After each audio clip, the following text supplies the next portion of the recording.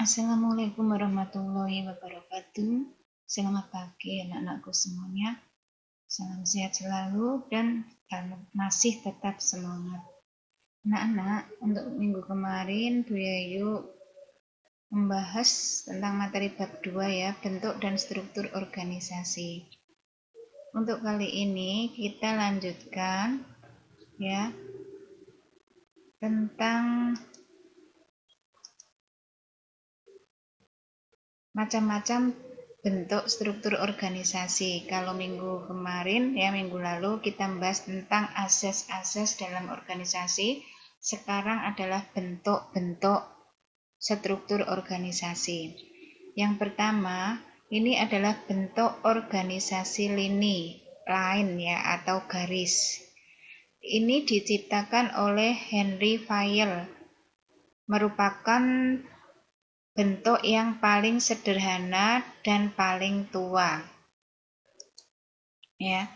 Ciri-cirinya untuk organisasi lini atau line atau garis, ini hubungan antara atasan dengan bawahan bersifat langsung. Ya, antara atasan dan bawahan ini hubungannya langsung. Yang kedua, struktur organisasi sederhana dan stabil.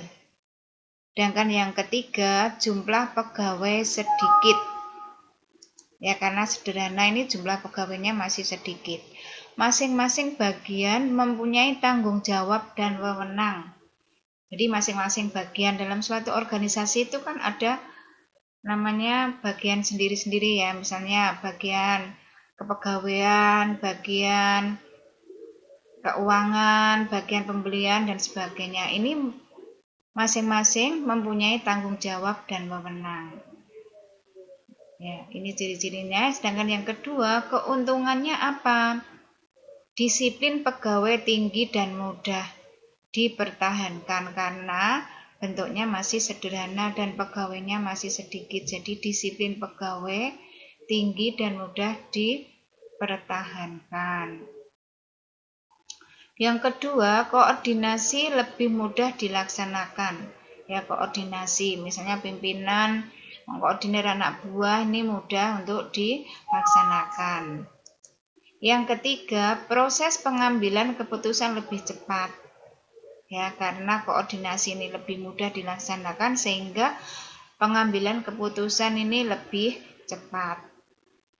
Di samping itu, yang keempat juga rasa solidaritas pegawai sangat tinggi karena kita mengenal semua ya teman-temannya karena sedikit jadi mereka hafal sehingga rasa solidaritas pegawai sangat tinggi. Ini adalah keuntungan untuk organisasi lain atau lini atau garis. Ada keuntungan, pasti ada kelemahan. Apa kelemahan? Ya, yang pertama, tujuan dan keinginan pribadi pimpinan seringkali sulit dibedakan dengan tujuan organisasi.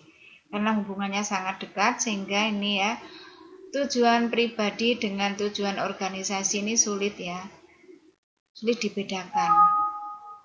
Sedangkan yang kedua, pembebanan yang berat dari pejabat ya pimpinan karena dipegang sendiri.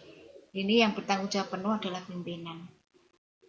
Kadang-kadang di sini ya karena ini organisasi lini ini pimpinan bertindak secara otoriter diktator karena dia penguasa. Ya, jadi ini kadang-kadang pimpinan itu bertindak otoriter atau diktator. Jadi dia itu istilahnya itu anak buah harus tunduk dan taat kepada dia karena dia selaku pimpinan.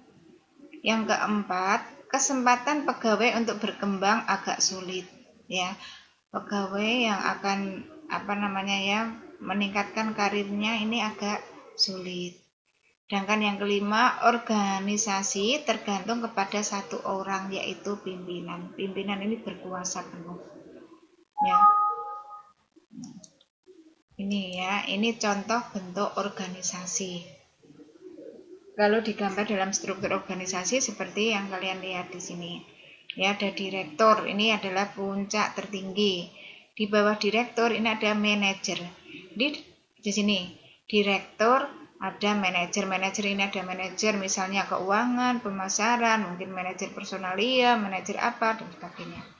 Ini kenapa dikatakan lini? Ya ini garis lurus ya, dari atas ke bawah. Dan manajer ini juga memimpin kepala bagian. Ada kabak 1, kabak 2, kabak 3 lah ini. Ini kepala bagian. Ya, kepala bagian juga. Manajer pemasaran juga memimpin ini kepala bagian. Kepala bagian. Nah, ini makanya disebut organisasi lini karena garis lurus dari atas ke bawah. Ya ini. Kita bahas dulu tentang organisasi lini. Untuk pertemuan berikutnya kita membahas tentang organisasi garis dan staf ya, lini atau line dan staf. Demikian ya anak-anak untuk pertemuan kali ini. Ya semoga bermanfaat. Dan saya ucapkan terima kasih. Besok kalau ketemu tatap muka bisa kalian tanyakan. Wassalamualaikum warahmatullahi wabarakatuh.